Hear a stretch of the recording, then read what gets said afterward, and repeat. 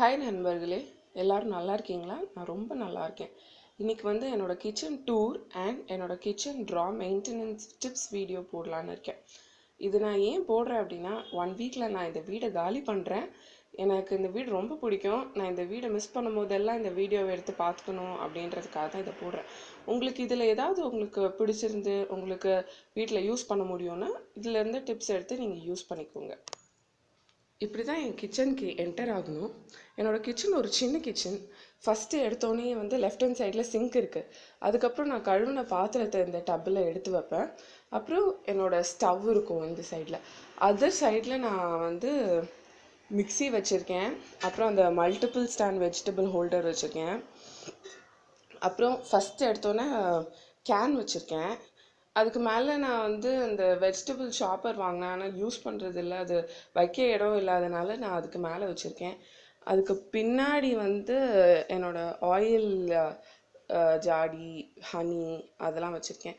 அதுக்கப்புறம் இந்த சைட் பார்த்திங்கன்னா தலைக்கு தேய்க்கிற எண்ணெய், தேங்காய் எண்ணெய், காய்ச்சின எண்ணெய், காய்க்காத எண்ணெய், ஃப்ளாஸ்க்கு, ஓமோ வாட்டர் அதெல்லாம் வச்சுருக்கேன். அப்புறம் ஒரு பனானா பாஸ்கெட் வச்சுருக்கேன். அதுக்கப்புறம் ஒரு கிரைண்டர் வச்சுருக்கேன்.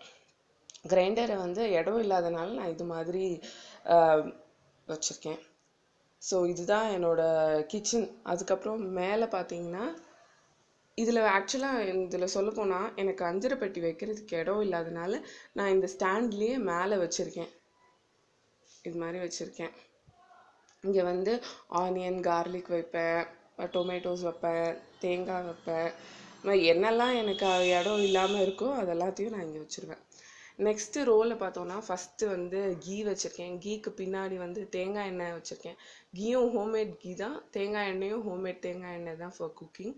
அப்புறம் வந்து சுகர் வச்சுருக்கேன், சால்ட் வச்சுருக்கேன், சில்லி பவுடர், தனியா powder, turmeric powder, sambar masala, rasam masala, அதுக்கப்புறம் ஜீரா பவுடர், டீ தூள், அதுக்கப்புறம் சுக்குத்தூள், அப்புறம் அது வந்து என்னோடய பருப்பு பொடி. பின்னாடிலாம் நான் என்ன வச்சுருக்கேன் அப்படின்னா என்னோடய ஜாம் வச்சுருக்கேன். அதுக்கப்புறம் மசாலாஸ் நான் வாங்கினது எக்ஸ்ட்ரா இருக்குதுன்னா வச்சுருக்கேன். அப்புறம் ஓட்ஸ்லாம் ஓட்ஸ், அவல் அதெல்லாம் வச்சுருக்கேன். அப்புறம் புளி பின்னாடி வச்சுருக்கேன். இன்னொரு கல்லுப்பு டப்பா ஒன்று வச்சுருக்கேன் பின்னாடி. ஜாம் இருக்குது. அதுக்கப்புறம் வந்து நான் வந்து ஜாம் நிறைய வாங்குறதுனால ஜாம் பாட்டில், கிளாஸ் பாட்டில்ஸ்லாம் நிறைய இருக்கும். அந்த ஜாம் கிளாஸ் பாட்டில்ஸ் தான் பின்னாடி நிறைய சேவ் பண்ணி வச்சுருக்கேன். அது எதுக்குன்னா நான் வந்து ஃப்ரிட்ஜில் வந்து ஊறுகாய் பண்ணி வைப்பேன். என் ஹஸ்பண்ட் சீக்கிரமாக வேலைக்கு போகிறாருன்னா அவர் ஊறுகாய் எடுத்துகிட்டு போவார். அதுக்காக ஊறுகாய் பண்ணி வைப்பேன். அதுக்கெல்லாம் நான் அந்த ஜாம் பாட்டில், கிளாஸ் ஜாம் பாட்டில் தான் யூஸ் பண்ணுவேன். இப்போ இந்த சைடு வந்து பருப்பு ஐட்டம்ஸ்லாம் வச்சுருக்கேன். ஃபஸ்ட் அந்த சில்வர் பாத்திரமாக இருக்கிறதெல்லாம் பருப்பு ஐட்டம் வச்சுருக்கேன்.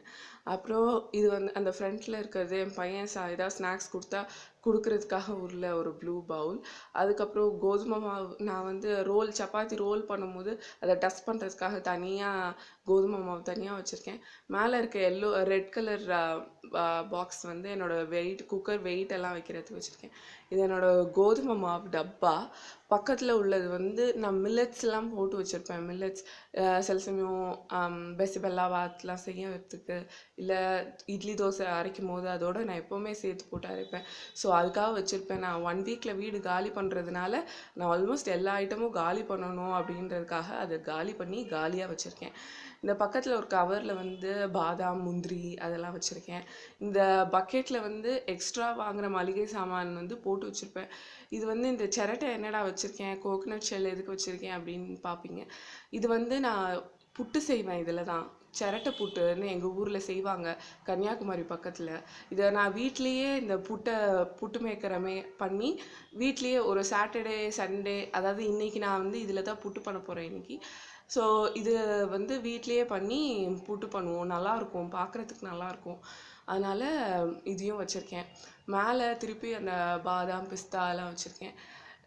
இங்கே வந்து இந்த விளக்கெல்லாம் கீழே வச்சா என் பையன் வந்து எடுத்து இது பண்ணுறான்னு அதை தூக்கி நான் மேலே வச்சுட்டேன்.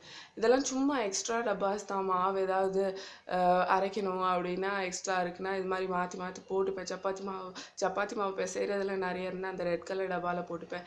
பையனுக்கு வெளியில் ஸ்நாக்ஸ் எடுத்துகிட்டு போகணுன்னா அந்த எல்லோ கலரில் போட்டுப்பேன். இது மாதிரி எக்ஸ்ட்ரா டப்பாஸ் தான் வச்சுருக்கேன் இதில். எல்லாமே எக்ஸ்ட்ரா டப்பா தான். ஸ்நாக்ஸ் ஏதாவது பொரி போட்டு வச்சுருக்கேன். அப்புறம் வெளியில் சும்மா எல்லாமே இந்த மேலே இருக்க ரோ வந்து எதுவுமே ரொம்ப யூஸ் இல்லாத ஒரு ஐட்டம்ஸ் தான் இருக்குது மேலே இருக்கிறது.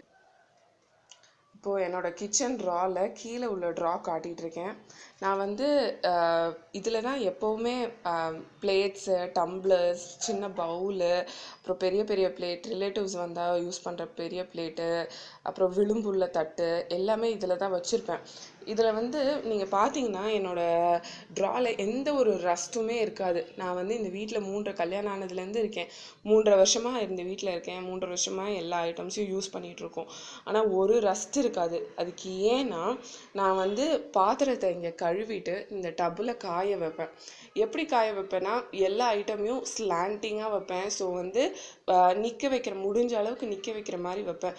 ஸோ வந்து காற்று வரும்போது இல்லைன்னா சூடாக இருக்கும் போதெல்லாம் அந்த வாட்டர் கம்ப்ளீட்டாக ட்ரெயின் ஆகிடும். நம்மளுக்கு வாட்டரே இருக்காது.